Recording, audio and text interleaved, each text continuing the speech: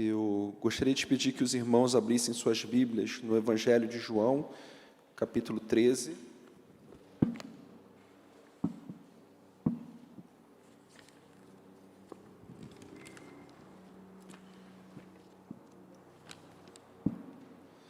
Texto muito conhecido dos irmãos, Evangelho de João, capítulo 13, a partir do verso 1.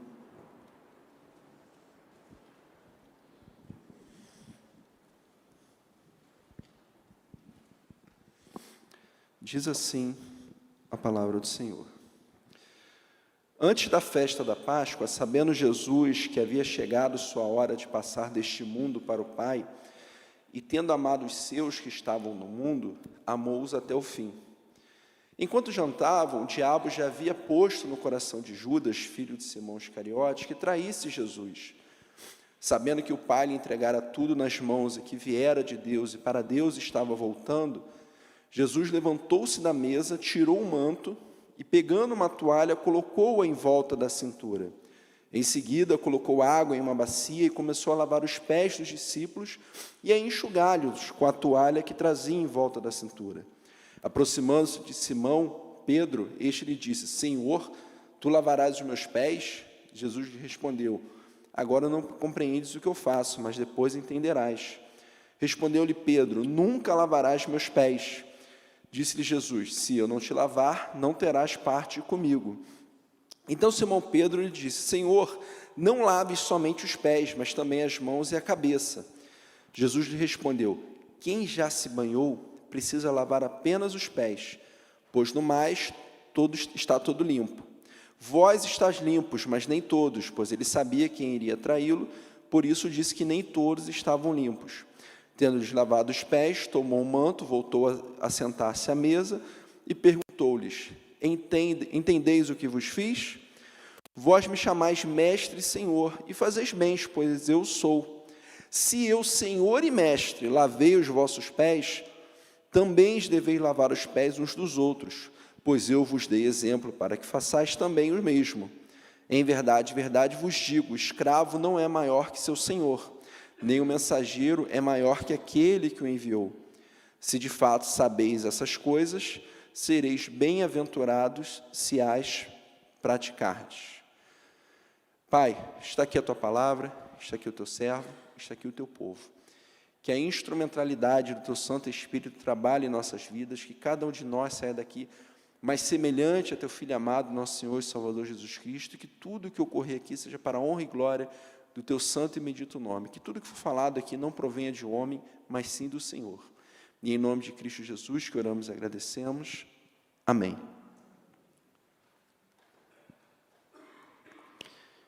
O que está acontecendo aqui?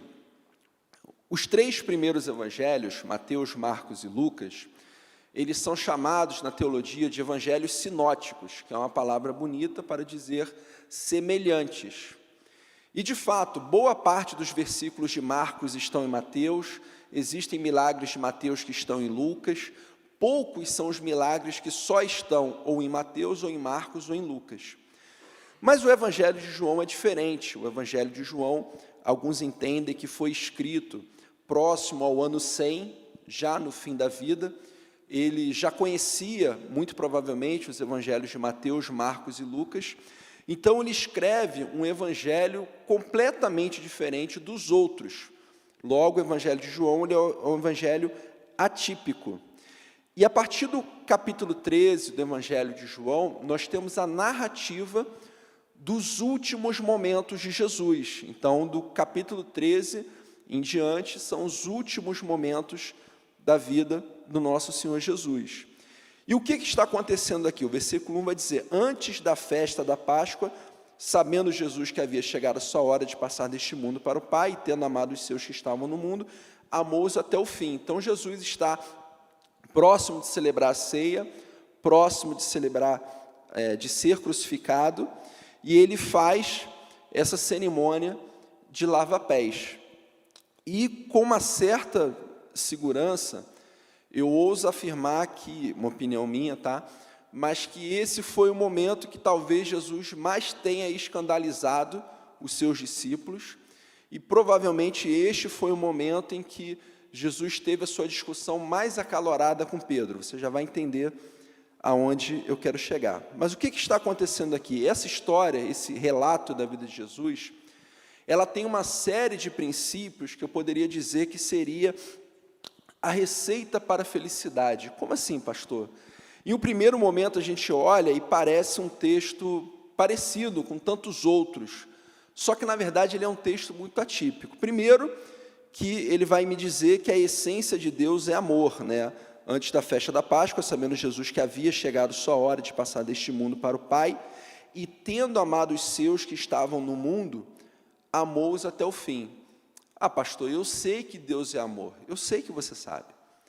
Só que esta é uma verdade que muitas vezes ela passa pelos nossos corações. Às vezes a gente esquece isso. Jesus, ele estava em um momento da sua vida, diz o texto aqui, tendo amado os seus que estavam no mundo, amou-os até o fim. Você já parou para pensar que Jesus aqui, ele também lavou os pés de Judas? Porque Judas estava aqui. Mas até o fim, até o momento, ele amou cada uma daquelas pessoas. O amor de Jesus por mim e por você, ele não é baseado pelo aquilo que a gente faz, ele não é baseado pelo aquilo que a gente é, ele é baseado naquilo em que Deus é. E Deus, ele é amor. Nada que eu fizer vai aumentar o amor de Deus por mim, nada que eu fizer vai diminuir o amor por mim.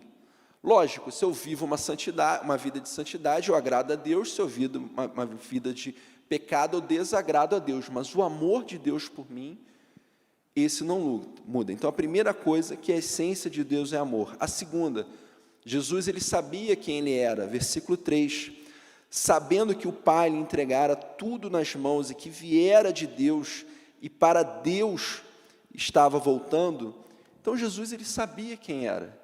Jesus, ele era o Filho de Deus, ele era Deus, e ele é Deus, ele está vivo, sentado à direita de Deus. E você e eu, como cristãos, a palavra de cristão é muito interessante, né? Ela vem de Christianoi, do grego, que significa pequeno Cristo. Nós precisamos saber quem somos. Quem somos? Somos as pessoas que se esforçam para cada vez mais amar. Amar quem? Amar a Deus acima de todas e amar o próximo como a mim mesmo. Porque da mesma forma que Jesus sabia quem ele era, você e eu, em Cristo Jesus, nós também podemos saber quem nós somos. E ao saber quem nós somos, nós podemos viver de acordo com a vontade de Deus. Só que é muito interessante que, em alguns momentos da nossa vida, a verdade de Deus, ela nos escandaliza. Como assim, pastor? É verdade. Porque amar e perdoar a todos não é uma tarefa fácil. Versículos 4 e 5, né, a verdade de Deus, ela nos escandaliza, diz o seguinte: Jesus levantou-se da mesa, tirou o manto e, pegando uma toalha, colocou em volta da cintura. Em seguida, colocou água em uma bacia e começou a lavar os pés dos discípulos e a enxugá-los com a toalha que trazia em volta da cintura. Isso aqui é muito forte, isso aqui é muito impactante. Os discípulos, eles ficaram... Por quê? Porque na antiguidade, no século I aqui, no contexto judaico, os judeus, eles tinham dois tipos de escravos. Os judeus, eles dividiam a humanidade em dois tipos de pessoas: os outros judeus e os gentios. E um judeu, ele poderia ter um escravo judeu e ter um escravo gentio, porque nessa época, escravidão era algo onde qualquer um poderia cair. Eu não sei se você já teve o seu nome no SPC, no Serasa, se você já teve alguma dificuldade financeira, mas nessa época aqui, se um indivíduo ele se endividasse, ele poderia, aquilo que se chamava na época, de cair na escravidão. Então, ser escravo era o maior medo que as pessoas tinham pavor disso, e era algo que poderia acontecer com qualquer um. Às vezes, uma pessoa rica, ela fez um mau negócio, ela está endividada, então ela teria que ser vendida para pagar as custas da sua dívida. E dentro dessa questão do escravo judeu e do escravo gentio, isso eu estou falando de um senhor judeu, de de um Kyrios, de alguém que é dono de escravos, judeu, existem ordens que ele não fazia para um escravo judeu. Lavar os pés de uma pessoa era algo tão humilhante, era algo tão degradante, era algo assim que a nossa cultura hoje não tem algo que corresponda.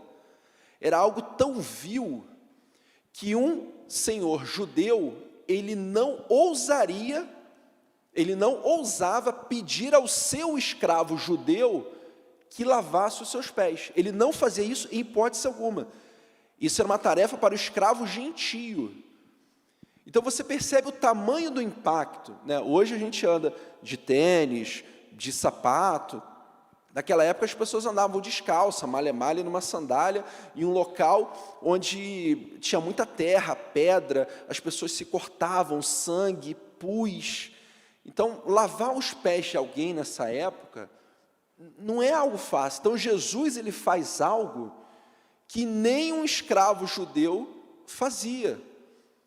E perceba que ele simplesmente toma atitude. Ele fala, o texto diz, Jesus levantou-se da mesa, tirou o manto e, pegando uma toalha, colocou em volta da cintura. Ou seja, ele se despiu de sua roupa. Em seguida, colocou água em uma bacia e começou a lavar os pés dos discípulos e a enxugá-los com a toalha que trazia em volta da sua cintura. Não há nenhum ato da cultura da época maior em relação à humildade do que esse. Jesus ele faz algo impensável nas mãos em relação aos discípulos. Só que o que acontece? Nem sempre entendemos a dinâmica do relacionamento com Deus. Versículos 6 e 8. Aproximando-se de Simão, Pedro, este lhe disse, Senhor, tu lavarás os meus pés? Jesus respondeu, agora não compreendes o que faço, mas depois entenderás. Respondeu-lhe Pedro, nunca lavarás meus pés. Disse-lhe Jesus, se eu não te lavar, não terás parte comigo. Perceba que, nessa época, um discípulo, ele nunca, em hipótese alguma, ele discordaria do seu mestre. Um discípulo, ele não discorda do seu mestre. O discípulo, ele não é contrário ao seu mestre. O máximo que um discípulo faz é, bom, já que esse indivíduo aqui está falando coisas que eu não concordo, eu vou deixar ele de lado e vou seguir outra pessoa. O relacionamento que Jesus tinha com os outros discípulos, com os discípulos, era um relacionamento relativamente comum naquela época. Hoje, se você quer aprender uma profissão, se você quer adquirir conhecimento, né, o que a gente faz? A gente vai para a escola, faz a faculdade, faz um curso técnico, faz a pós-graduação lato sensu, faz um mestrado, um doutorado, enfim. Nessa época, não. Para que um indivíduo adquirisse conhecimento, ele tinha uma situação financeira muito boa, e aí ele iria fazer algum curso, alguma escola, algo nesse sentido, ou para a gigantesca maioria da população, ele ia se ligar a alguém que ele entendia, que era um sábio, que era um estudioso, para aprender daquela pessoa. Por isso que lá em Atos, quando o apóstolo Paulo ele chega numa casa, ele está ensinando lá, né, Eutico não quer ir embora, e ele dorme e cai, e morre. E Paulo depois vai lá e ressuscita. Por quê? Porque aprender algo era algo raro. Então o discípulo, ele jamais, em hipótese alguma, discordaria do seu mestre. Por isso que quando, o versículo 6, eu fico imaginando a cena dos discípulos sentados assim, né, reclinados, e Jesus lavando os pés de um, lava de outro, lava de terceiro. Aí versículo 6 diz, aproximando-se de Simão, ou seja, está chegando na vez de lavar os pés de Pedro. Aproximando-se de Simão Pedro, este lhe disse, Senhor, tu lavarás os meus pés? Eu acho interessante que Pedro, muitas vezes, ele fala aquilo que provavelmente todo mundo estava pensando, mas ninguém tinha coragem de dizer. Ele olha, Senhor, tu lavarás os meus pés? Versículo 7, Jesus lhe respondeu, agora não compreendes o que eu faço, mas depois entenderás. Respondeu-lhe Pedro, nunca lavarás os meus pés. Essa fala aqui é impensável na lógica. Trazendo para os dias de hoje, é como se um oficial da Força Armada chegasse para o soldado e dissesse, vai lá e faz isso, soldado, não vou. É mais ou menos isso, não existe isso. Pedro, ele deixa muito claro, nunca lavarás os meus pés. E o que Jesus faz? Jesus também não deixa barato. Jesus disse-lhe Jesus, se eu não te lavar, não terás parte comigo. O que isso significa? Pedro, se eu não lavar o teu pé, a partir de agora, você não é mais meu discípulo. A partir de agora, você não caminha mais comigo. O nosso relacionamento termina aqui. É isso que significa essa palavra de Jesus. Quando Jesus vira para Pedro e fala assim, se eu não te lavar, não terás parte comigo, Jesus está deixando claro para ele, se você não deixar eu lavar os seus pés, o nosso relacionamento acaba aqui. Você não é mais meu seu discípulo, você vai seguir a sua vida e eu vou seguir a minha. Esse é o significado da palavra de Jesus. E aí eu acho curioso e até certo ponto engraçado, que Pedro, no seu desespero, no âmago, né, de caramba, o que eu fiz? Eu enfrentei Jesus, e agora o que eu faço? Né? Então Simão Pedro lhe disse, Senhor, não laves somente os pés, mas também as mãos e a cabeça. Né? Eu fico imaginando que essa cena deve ter sido um tanto quanto engraçada. Né? Porque você já parou para pensar? Jesus vai lavar o pé dele. Ele, não, o senhor não vai lavar. Aí Jesus fala, se eu não lavar, nosso relacionamento acaba aqui. Você segue sua vida, eu sigo a minha. E aí Pedro no desespero, não, vamos fazer o seguinte então, para eu tentar melhorar aqui, lava os pés, lava as mãos e lava a cabeça. Pedro está tentando consertar aqui, né? Só que nem a mais nem a menos, mas sim o necessário, versículos 9 e 10. Então disse Pedro, Simão Pedro lhe disse, Senhor, não lave somente os pés, mas também as mãos e a cabeça. Jesus respondeu, quem já se banhou precisa lavar apenas os pés, pois no mais está todo limpo. Vós estáis limpos, mas nem todos. Os irmãos conseguem entender a profundidade de tudo isso que está acontecendo? Um texto que a gente olha e, lavou o pé, não quis, mas ele tem muita coisa, é um texto extremamente profundo. E o texto continua, versículos 12 a 14. Tendo-lhes lavado os pés, tomou o manto, voltou a sentar-se à mesa e perguntou-lhes, entendei o que vos fiz? Vós me chamais mestre e senhor, e fazeis bem, pois eu sou. Se eu, senhor e mestre, lavei os vossos pés, também deveis lavar os pés uns dos outros. Você e eu somos chamados para servir a Deus, mas para servirmos uns aos outros. Pastor, como que eu vou servir ao meu irmão, a um amigo, ao meu pastor, à minha igreja, ao meu empregado, ao meu patrão? Como que eu sirvo? Eu sirvo com a minha vida. Eu sirvo da maneira que eu posso. Eu sirvo com o meu dom, com o meu talento, com a minha capacidade. Eu sirvo com aquilo que o Espírito Santo fala ao meu coração. Porque às vezes a gente está em uma situação, alguém nos pede algo, às vezes nem chega a pedir, e o Espírito Santo incomoda a gente, ajuda essa pessoa, faz isso, abençoa essa pessoa dessa maneira. Ser cristão é agir como Cristo, e agir como Cristo é lavarmos os pés uns dos outros. Jesus lavou os pés uns dos outros de forma literal, mas você e eu fazemos isso de forma figurada, do jeito que nós podemos, da maneira que está ao nosso alcance. Eu lembro que, certa vez, em uma das igrejas pelas quais eu passei, uma jovem com uma situação financeira muito complicada engravidou.